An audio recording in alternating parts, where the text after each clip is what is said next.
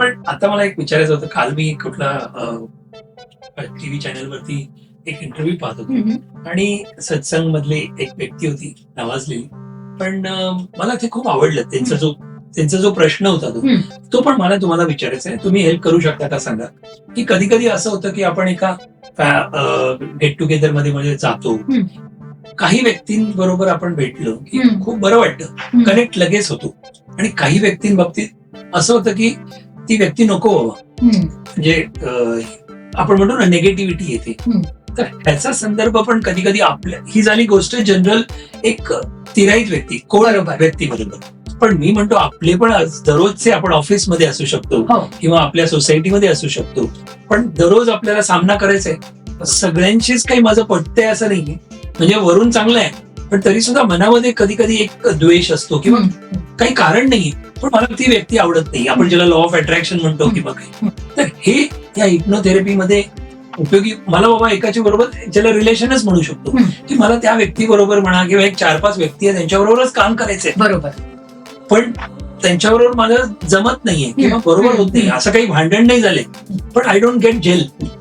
तर हे जर करायचं असेल, अशी व्यक्ती मी एवढ्यासाठी म्हणतोय की खूप कामावर जाणारे लोक आहेत, ऑफिसला जाणारे, ऑफिसच्या प्रेझेन्स मध्ये बॉस असतो, आवडता असतो नावडता असतो, त्यांच्याबरोबर कामं चालू असतात, पण तरी दे वॉन्ट टू वर्क. आपण चेंज करू शकत नाही. जॉब इमिजिएटली किती चेंज करणार, तर how can this work in a good way. माझ्यावरती वर्किंग करायला कसं पाहिजे. येस. सो तुम्ही म्हटल्याप्रमाणे अनेक वेगवेगळे नियम आहेत, हे निसर्गाचे नियम आहेत, वेगवेगळे धोरणं आहेत, की सगळी जेव्हा आम्ही थेरपी करतो हे सगळे नियम आम्ही वापरून, हे सगळे थॉट प्रोसेस वापरून आम्ही एक एक एक लेअर बाय लेअर काम करतो. एक साधं किंवा मला जखम झाली तर पहिल्यांदा मी सर्वप्रथम बँडेज पट्टी, त्याला मलम लावेन.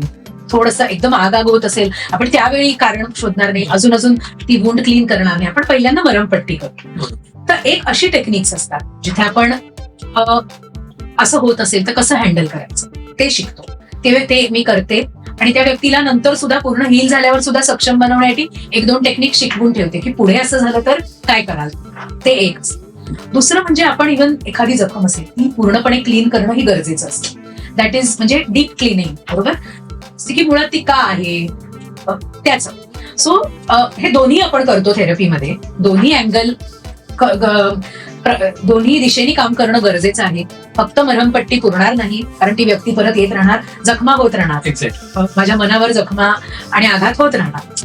ऑन दी अदर हँड, जेव्हा एखादी व्यक्ती, आपण डायरेक्ट डीप जाऊ नाही शकत, आधी त्या व्यक्तीला एका स्टेबल, सक्षम, स्थिर बनवावं लागतं. त्यामुळे अशी टेक्निक सुद्धा वापरली जातात. आणि दुसरं मी सांगेन सगळ्यांनाच की प्रत्येक व्यक्ती ही आपल्या आयुष्यात उगाच येत नसते. काही ना काही नियोजन असतं, पूर्वनियोजन असतं.